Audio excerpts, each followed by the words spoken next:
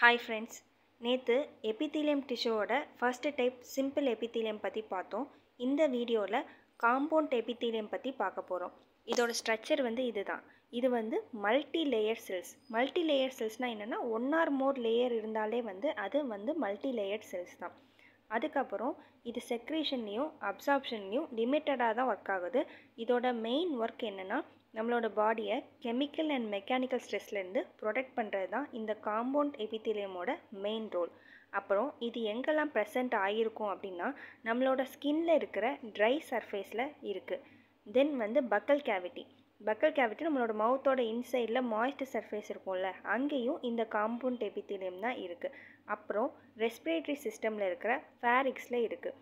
தென் எங்கே இருக்குன்னா salivary கிளான்ஸோட inner லேயரில் ப்ரெசென்ட் ஆகிருக்கு. அதுக்கப்புறம் பேன்க்ரியாட்டிக் டக்ட்ஸ்லேயும் இது ப்ரெசென்ட் ஆகிருக்கு.